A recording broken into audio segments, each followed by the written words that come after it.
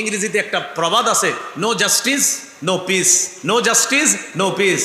বিচার নাই শান্তি নাই, বিচার নাই শান্তি নাই, কি নাই? বিচার নাই শান্তি নাই। ইংরেজিতে এরকম একটা কথা আছে। ইংরেজি এক দার্শনিক আমাদের নবীর ব্যাপারে বলেছেন, আই বিলিভ দ্যাট, এটা আমি বিশ্বাস করি, if a man like him, him মানে লাইক মোহাম্মদ সাল্লাল্লাহু আলাইহি সাল্লাম, কোনো মানুষ যদি মোহাম্মদ সাল্লাল্লাহু আলাইহি সাল্লামের মতো এই যুগেও হতো, এই যুগেও যদি হতো, ওয়ার টু অ্যাসিউম দা, যে ওই ব্যক্তি বলতেছে যে মোহাম্মদ সাল্লাল্লাহু আলাইহি সাল্লামের মতো কোনো ব্যক্তি যদি এই যুগেও হতো, এই যুগেও যদি মোহাম্মদ সাল্লাল্লাহু আলাইহি সাল্লামের মতো কোনো ব্যক্তি হতো, আর এই যুগের এক নায়কত্ব যদি ওই ব্যক্তির হাতে থাকতো, তো ওই দার্শনিক বলতেছে হি উড, ওই ব্যক্তি সাকসিস, সে সাকসেসফুল হয়ে যেত। কিভাবে?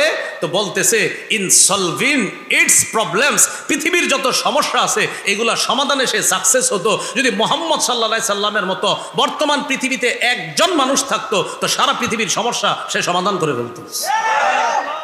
এটা একজন ইংরেজি দার্শনিকের কথা। মোহাম্মদ সাল্লাল্লাহু আলাইহি সাল্লাম একজন যদি হতো, হি উড সাকসেস, বলতেছে সে সাকসেস হয়ে যেত। ইন কিভাবে?